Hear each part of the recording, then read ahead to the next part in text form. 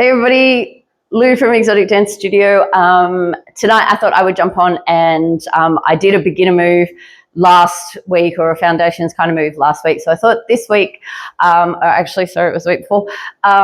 This week I thought I would jump on and I would pop a video on here for the intermediate students. So we're going to work on our invert to V. So biggest thing, huge disclaimer, if you cannot do a basic invert, do not try this move. This is, like I said, an intermediate level kind of move. So if you can't do a basic invert, do not try this move. You do actually need that basic invert skill to be able to actually get into this movement. So please be mindful of that. But either way, in regards to the invert to V, biggest thing that everybody actually sort of makes a big mistake is they get up, they know how to do their basic invert, they get into the position and they then switch off their abdominal muscles and stop actively trying to push to the ground, and they slowly just see their backside start to do this. So it is a full body engagement kind of move. If you're not switching on your abdominal muscles and you're not using your legs to actively push towards the floor, you're going to slowly unravel and you're going to come down. So yes, active engagement is the key. The other good thing about using those abdominal muscles and using your legs to actively engage to push towards the floor is you're going to keep yourself as close to the pole as we can, and that's really good for progressing on to other things like Geminis and Scorpios, or what people refer to as outside leg hangs and inside leg hangs and all of that sort of stuff. So technique is the key. If this is your first time trying it, have a go. It will probably be quite normal for you to slowly unravel. It does take a little time to build up the strength that you do need, but keep on at it, keep having a try. Just bear in mind, really try to actively engage those legs. So we're going to get up to the pole. I'm going to do it side on so you guys can kind of see what I'm talking about. So we're going to get to our preferred side of the pole, and we're going to go into our invert grip, which is inside hand down low, outside hand up high. Now, I always I teach my students to keep our hands really, really close to our head. There'll be a time and a place to kind of have your hands above your head and pull yourself up, but it's not at this level. So nice and close, about ear height, wouldn't be too much further. For the simple fact of the matter is, the higher your hands are, the higher your butt actually has to get as well. So if you're up here and you haven't done this move for a while, or haven't done this move ever, you put your hands up here, that's how much further your butt's got to travel. So be nice to yourself, keep your hands nice and close to your head. So I'm going to turn on to the side, like I said, so you guys can see, but I'm starting with my invert grip. I'm at the side of the pole. Now, I am a nice instructor.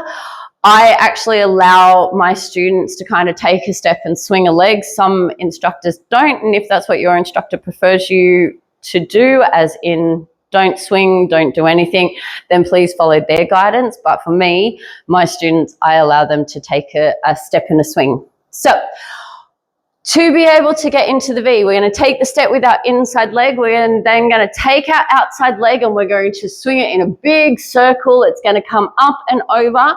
We're going to brush past the pole and we're going to head towards the corner of the room. So we're trying to push our feet in a V position so that they're pointing at the corner of the room. Once I get there, that's where I'm going to sort of engage my abdominal muscles to hold myself there, and with my legs, I'm going to push them down to the ground. So I'm here, I've taken my step, my leg's gonna come up, I've gotten to here, I'm pushed and I'm actively pushing towards the ground.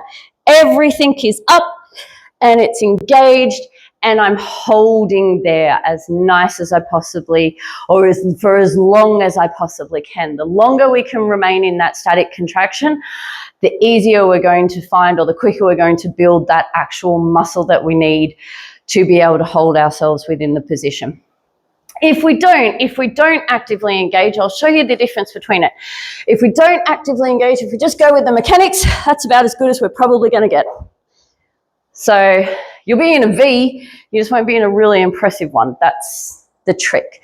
So really force your legs up, really bring your pelvic area towards the pole. Once you're there, switch on the muscles, push those legs to the ground. You'll be able to stay there a heck of a lot longer. Now, you saw me come down nice and controlled.